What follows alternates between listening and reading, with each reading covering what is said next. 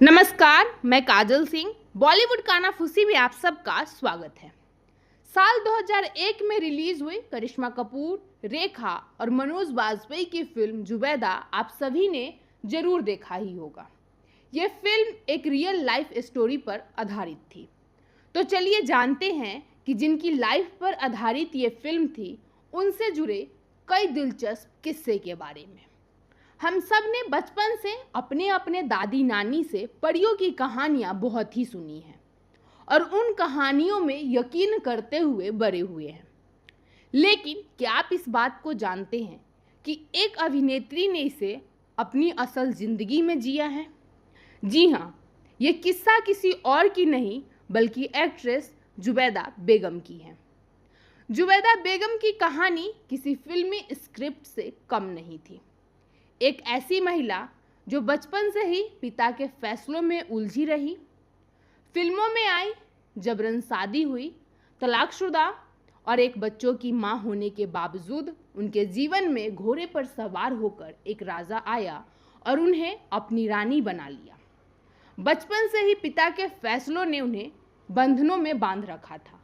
फिल्मों में काम करना शुरू किया तो जबरन शादी करवा दी गई थी और फिर बच्चा गोद में था तभी तलाक भी करवा दिया गया। जब हालात ने मजबूर किया तो महफिल में गाना गाना पड़ा। वहीं जोधपुर के महाराज हनवंत सिंह की नज़र उन पर पड़ी और उनकी किस्मत बदल गई। भारतीय सिनेमा की एक ऐसी हीरोइन की कहानी जानिए जिसने 50 के दशक में फिल्मों से सबका दिल जीत लिया, लेकिन उनकी जिंदगी की हकीकत ने सभी को चौंका दिया। जुबैदा बेगम, जिन्हें दुनिया जुबैदा के नाम से जानती है, जो अपनी निजी जिंदगी में कभी भी खुलकर सांस नहीं ले सकी। उनकी मौत भी अजीब रही, जिसने सभी को सहमा दिया। उषा किरण जुबैदा की पहली और आखिरी फिल्म बनकर रह गई, क्योंकि ये कभी रिलीज ही नहीं हुई। उनके पिता को बेटी का फिल्मों में काम करना कतई मंजूर नहीं था। जैसे ही उन्हें इस बारे में भनक लगी तो वो हथियार लेकर शूटिंग लोकेशन पर पहुंच गए। इसके बाद उन्होंने जुबैदा को फिल्मों से अलग करने के लिए उनकी शादी जबरदस्ती करवा दी। जुबैदा बेगम को लोग विद्या रानी के नाम से भी जानते थे। वो मुस्लिम कारोबारी कासिम भाई मेहता की बेटी थी और उनकी मां फायजा बाई एक गायिका थी। जुबैदा ने आर्य समाज की परंपराओं को अपनाकर धर्म बदला और विद्या रानी नाम रखा। इसके बाद उन्होंने जोधपुर के राजा हनवंत सिंह से शादी की। सूत्रों के मुताबिक पिता के फैसलों ने एक बार फिर से जुबैदा की किस्मत लिखी, इस बार शादी की शक्ल में। 17 दिसंबर 1950 को वो महाराजा हनवंत सिंह की दुल्हन बनकर जोधपुर पहुंची। जल्द ही साल 1951 में उनके बेटे राव राजा हुकुम सिंह का जन्म हुआ। लेकिन उनके अतीत में भी एक कहानी छिपी थी। पहली शादी से उनका एक बेटा खालिद मोहम्मद पहले से था।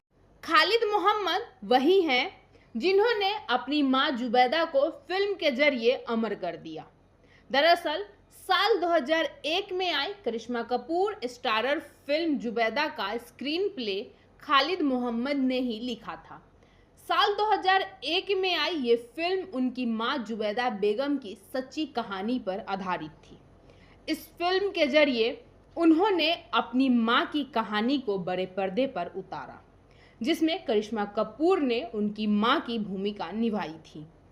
खालिद सिर्फ एक बेटे ही नहीं बल्कि एक प्रतिष्ठित पत्रकार, फिल्म निर्देशक, लेखक और फिल्म एडिटर के रूप में भी जाने जाते हैं।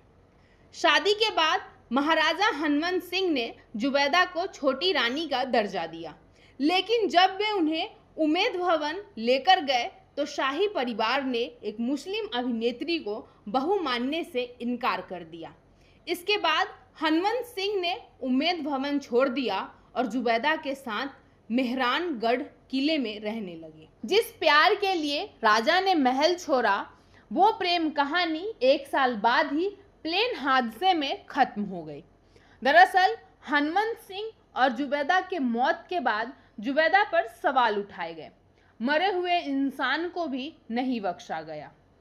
उनका छोटा बेटा हुकुम सिंह उस वक्त महज 1 साल का था, जिसकी परवरिश रानी कृष्णा कुमारी ने की। वो रानी जिसे हनुमंत सिंह ने 1943 में शादी की थी, जब वो केवल 16 साल की थी। मीडिया रिपोर्ट्स के मुताबिक जुबैदा और महाराजा हनुमंत सिंह की मौत के कुछ साल बाद उनके बेटे का सिर काटकर लाश सड़क पर फेंक दी गई थी। दरअसल साल 1974 में राव राजा पर हत्या के प्रयास का मामला दर्ज हुआ था, जब उन्होंने कथित तौर पर एक पुलिस अधिकारी को 2 बार पिस्तौल तानी और उसे जान से मारने की धमकी दी। यह मामला काफी चर्चा में रहा था। हालांकि राजस्थान हाई कोर्ट ने इस केस को खारिज कर दिया था, यह मानते हुए कि हथियार चलाया नहीं गया था और मामला केवल अपराधी धमकी का ही हो सकता है। लेकिन जब साल 1981 में राव राजा की सिर कटी लाश मिली तो शरीर पर कई जख्म भी पाए गए, तो मामला फिर से चर्चा में आ गया। आत्महत्या या हत्या, इस सवाल का जवाब आज तक नहीं मिल सका है। खबरों की माने तो जोधपुर के उम्मेद भवन पैलेस आज भी जुबैदा की आत्मा का साया मंडराता है। स्थानीय लोगों का मानना है कि जुबैदा की रूह पैलेस के इर्द गिर्द भटकती रहती है। कुछ वर्ष पहले ये दावा भी किया गया था कि उनकी आत्मा को एक शाही स्कूल के कमरे में कैद किया गया था, जिसके बाद स्कूल के कई कमरों को तंत्र मंत्र और भारी तालों से बंद कर दिया गया। आज भी वे कमरे वैसे ही सील है। बॉलीवुड से जुड़ी इसी तरह के दिलचस्प किस्से और कहानी जानने के लिए बॉलीवुड कानाफूसी के साथ जुड़े रहे और चैनल को सब्सक्राइब करना न भूलें। धन्यवाद।